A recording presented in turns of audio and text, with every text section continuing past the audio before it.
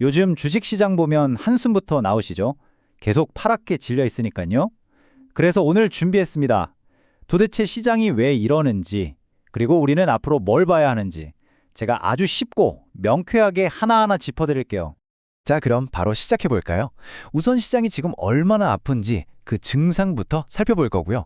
그리고 왜 아픈 건지 원인을 파헤쳐 보고 과거엔 어땠는지 데이터도 한번 들여다볼 겁니다.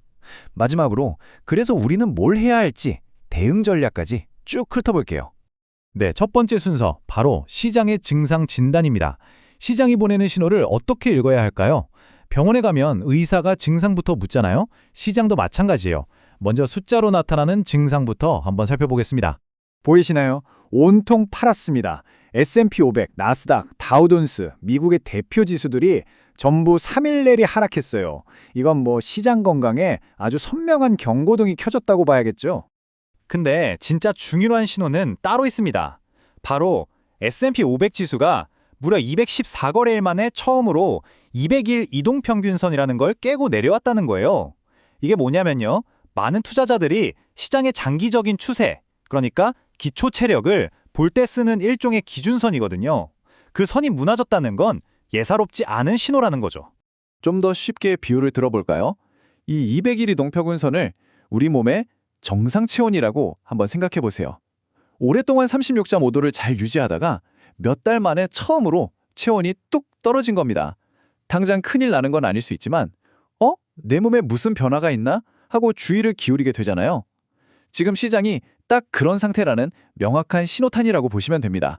자, 그럼 시장의 체온이 왜 떨어진 걸까요? 증상을 확인했으니 이제 그 원인을 하나하나 짚어봐야겠죠. 도대체 왜 이런 일이 벌어지고 있는지 그 속사정을 들여다보겠습니다. 첫 번째 원인, 바로 기름값입니다. 네, 국제유가가 갑자기 치솟으면서 시장 전체를 압박하기 시작한 거죠. 이 비유 정말 기가 막히지 않나요? 기름을 세계 경제의 혈액이라고 생각해 보세요. 혈액이 온몸을 돌아야 우리가 살 수 있잖아요. 그런데 이 혈액의 압력, 즉 유가가 갑자기 치솟으면 어떻게 될까요? 우리 몸 전체에 무리가 가겠죠.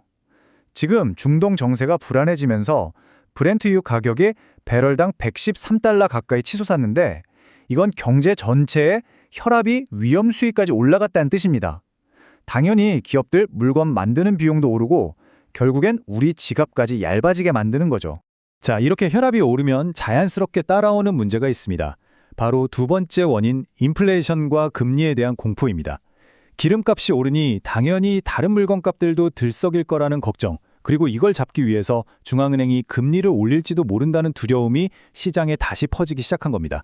이 차트를 보세요. 이게 바로 미국 국채금리인데 쉽게 말해 세상에서 가장 안전한 예금의 이자율이라고 생각하시면 돼요. 이 안전한 예금 이자가 막 오르니까 투자자들 머릿속이 복잡해지는 겁니다. 위험하게 주식 투자하느니 그냥 안전하게 국채 사서 이자나 받는 게 낫겠는데? 이런 생각이 드는 거죠. 그러니 당연히 주식시장에서 돈이 빠져나와서 이쪽으로 옮겨가게 되는 거고요.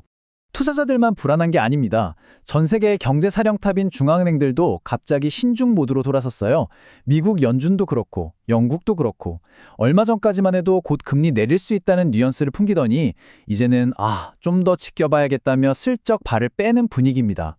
결국 이 모든 공포가 한데 뭉쳐서 세 번째 원인, 바로 묻지마 매도 현상을 만들어냈습니다.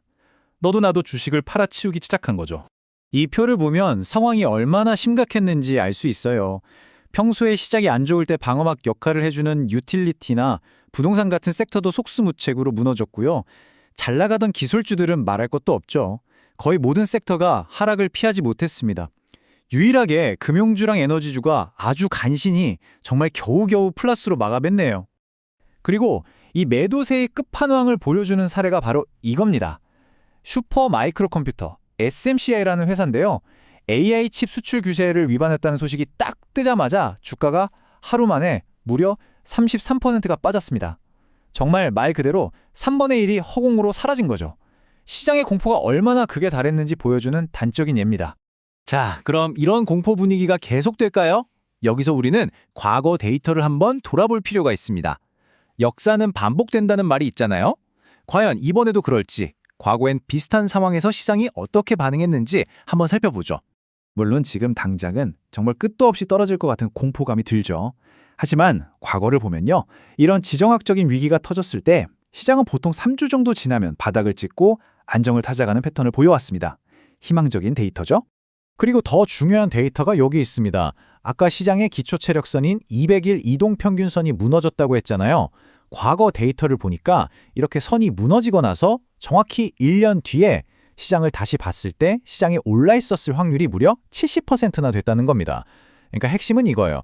단기적으로는 아프지만 1년이라는 긴 호흡으로 보면 회복할 가능성이 훨씬 높다는 거죠. 자, 그럼 이제 제일 중요한 얘기입니다. 그래서 우리는 뭘 해야 할까요? 이 혼란스러운 시장에서 길을 잃지 않도록 우리가 뭘 주시해야 하는지 일종의 관전 포인트와 대응 계획을 정리해 드리겠습니다. 물론 이건 투자 조언이 아닙니다. 다만 시장이 다시 건강을 되찾고 있는지 확인하기 위해서 우리가 체크해야 할 3가지 포인트를 알려드리는 거예요. 첫째, 유가입니다. 유가가 배럴당 $100 아래로 확실하게 내려오는지 꼭 확인해야 합니다. 이게 아주 긍정적인 신호가 될 거고요. 둘째, 다음 주에 나올 경제 지표들, 특히 물가가 어떻게 나오는지 눈여겨봐야 합니다. 마지막으로 역사를 기억하는 겁니다. 3주 바닥 패턴과 1년 후 70% 상승 확률을 마음에 새겨두고 너무 조급해하지 않는 거죠. 결국 이 모든 걸 종합해보면 이런 질문이 남습니다. 이렇게 모두가 불안에 떠는 시장에서 어쩌면 인내심이야말로 가장 강력한 무기이자 최고의 전략이 아닐까요?